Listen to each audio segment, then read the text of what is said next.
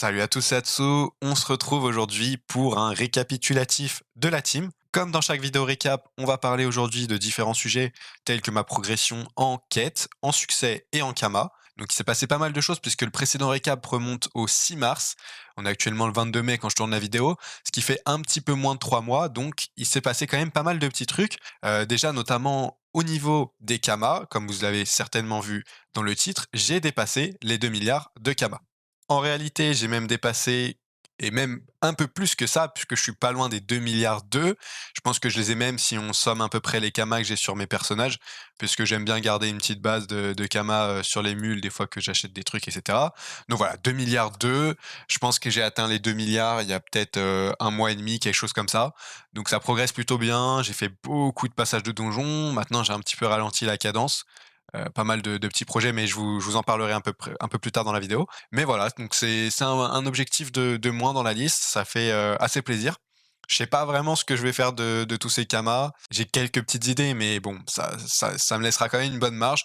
Donc, voilà, c'est plutôt cool parce que c'était un objectif de longue date. C'est un petit peu la somme mythique, on va dire, pour ceux qui connaissaient, à l'ancienne, cette fameuse limite de Kama, qui était, les 2 milliards de Kama. Donc bon, maintenant, effectivement, plein de joueurs l'ont déjà dépassé depuis longtemps. Certains joueurs ont même dépassé les 10 milliards de Kama. Enfin voilà, on a un autre step de Kama, mais voilà, c'est quand même super, super plaisant de pouvoir, avoir atteint cet objectif-là. Donc voilà pour ce qui est des Kama du moins. En termes de succès aussi, j'ai pas mal bougé. J'ai enfin commencé les quêtes Héliocalypse, il était temps, depuis le temps que je vous en parlais. Donc, j'ai fait la première zone de corruption, donc, il me reste plus qu'à faire le donjon. Et également les premières quêtes, ravageurs, Héliocalypse, réminiscence, je sais plus trop comment ça s'appelle, mais, je vais vous montrer ça. Donc voilà, c'est Héliocalypse résonance ainsi que Héliocalypse résilience, donc ce qui m'a permis d'avoir le havresac, qui est plutôt sympa d'ailleurs, le havresac Héliocalypse. Donc voilà, je l'ai mis sur les mules, j'ai gardé le havresac classique sur mon panda. Mais voilà, j'ai fait ces premières séries de quêtes, donc sachant qu'il y avait quand même pas mal de quêtes que j'avais déjà fait en ayant fait, Pandala 3. Donc, c'était du temps pour moi de gagner. Ensuite, le succès ravagé.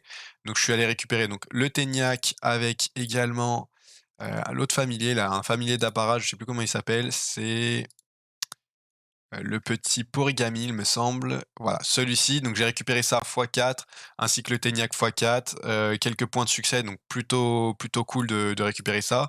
Je pense que je les ai encore, voilà, je les ai encore sur les nids.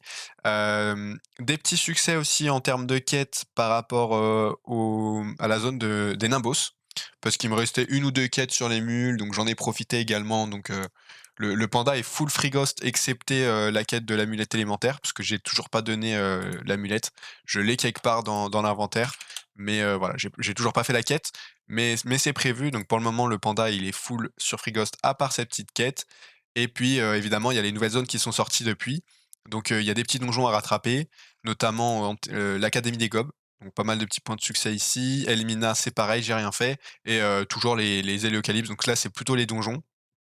Et évidemment l'aurore pourpre. Donc voilà, encore quelques petits succès comme ça qui restent en attente, mais rien de bien méchant. Les AL duo également, mais va falloir que je me motive un jour. Donc voilà pour ce qui est du panda. Pour, les mules, on est facilement sur les 18 vers les 19 000. Bon, l'hélio est un petit peu plus avancé, mais on a bien passé les 18 000 quand même largement. Ça progresse tranquillement, pas loin des 1 400 quêtes. Je continue à faire l'almanax tous les jours parce qu'il y a toujours des quêtes que j'ai pu louper. Et vu qu'un almanach équivaut à une quête, il y a potentiellement 365 quêtes que vous pouvez faire. Donc, voilà, je continue de faire ça et je continue de faire quelques petites quêtes. Évidemment, je prends mes mules quand je fais mes quêtes Héliocalypse. Donc j'essaye d'avancer vraiment, au même rythme. Pas forcément focus sur mon perso principal, mais vraiment au même rythme. Ce qui fait que quand il y a des combats solo, bah, ça peut me prendre un petit peu plus de temps parce que j'ai vraiment envie que tous mes persos puissent, avancer la quête de la même façon. Donc voilà pour ce qui est des quêtes. En termes d'élevage également, j'ai eu de la chance, même beaucoup de chance, un ami éleveur qui m'a passé, certains de ses derniers Volcorn qu'il comptait accoupler avant d'arrêter son élevage, ce qui m'a permis de débloquer pas mal de générations. Donc je crois que j'avais filmé un petit clip de quand je valide, tout ça, je vais essayer de vous le mettre, là maintenant à l'écran.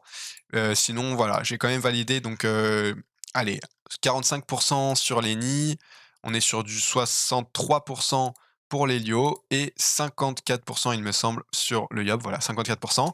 Donc en termes de Volcorn, ça fait plutôt plaisir, sachant que certaines générations sont déjà presque validées. Donc c'est vraiment quelque chose d'énorme parce qu'en vérité, le passage des Volcorn coûte très, très cher, selon les serveurs. Je crois que sur Nidas, on est à peu près dans les 80 millions, il me semble, pour, le full génération. Donc là, c'est vraiment super cool. Je sais pas si j'irai terminer les quelques générations en payant un éleveur ou si je me motiverais ou j'en sais pour le moment, je sais pas dire. Mais, du moins ça fait plutôt plaisir parce que ça fait pas mal de petits points de succès pour les mules.